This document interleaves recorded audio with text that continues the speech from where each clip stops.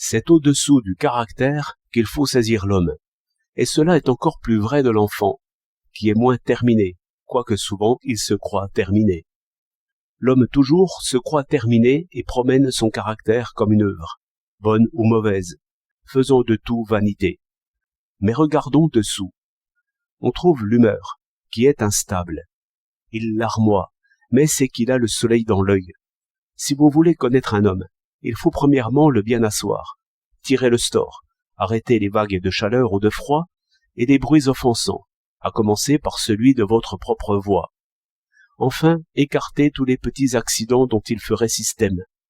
Après cela, vous trouvez la nature qui est stable, c'est-à-dire un véritable système, rassemblé et équilibré.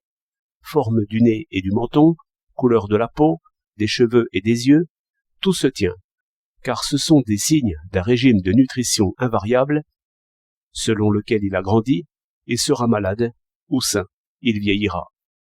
Triste ou gai, il aura toujours cette couleur, cette assiette, cette liaison des mouvements, inimitables, qui font qu'il est lui. Ces différences sont invisibles. Il faut les aimer. Cette constance, cette fidélité à soi donne espoir aussitôt.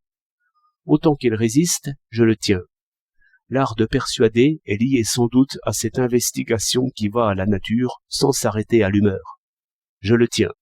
Bon. Mais qu'en vais-je faire? Non pas ce qu'il ne veut pas, mais au contraire ce qu'il veut. Non pas briser cette résistance, mais au contraire la délivrer.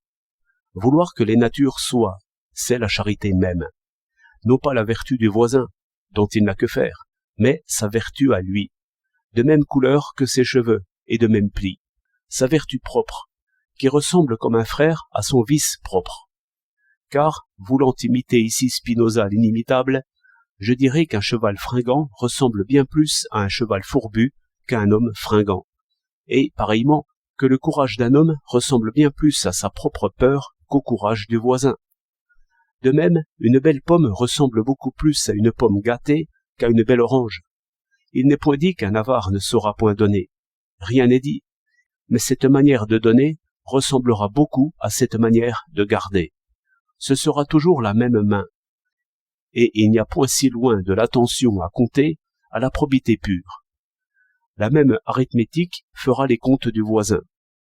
Au rebours, le frivole voleur comptera aussi négligemment le sien que le mien. Il se volera lui-même. Mais aussi, ce vice de négligence n'est pas loin d'une certaine générosité. Seulement, il donnera comme il volait, car c'est la même main.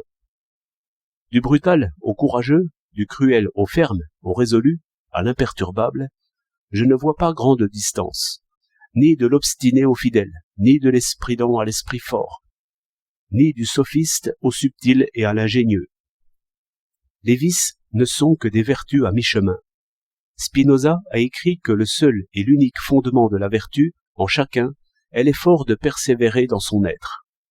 Cette maxime de fer est de loin le meilleur outil, mais il fait peur. On aimerait mieux cette molle invitation à se changer soi-même et à revêtir une nature étrangère. 20 conseils. L'homme restera lui-même pour presque tout. Le seul changement qu'on peut espérer, c'est qu'il soit lui-même, au lieu de céder aux choses extérieures. Mais aussi, de ces différences délivrées, résultera le plus grand bien pour tous. Comment?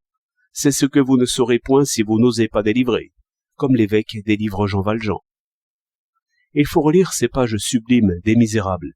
C'est déjà l'occasion de ne pas se tromper ridiculement sur Hugo. Mais bien plus, toute idée du droit se trouve là, dans cette foi imperturbable qui veut chacun comme il est. Cet amour fort est comme le soleil des hommes, qui fait qu'il porte fruit. L'autre amour, qui voudrait choisir et qui va à ce qui plaît, est lunaire et de reflet.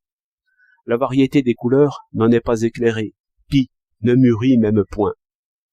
Ainsi, voulons-nous prononcer sur la perfection du voisin, quand nous ne savons rien de la nôtre, et promettre liberté, sous condition qu'on en use bien. Mais au contraire, le bon usage sera connu autant que des natures délivrées en donneront le modèle. Comme la 9e symphonie, on n'en avait pas l'idée avant qu'elle fût.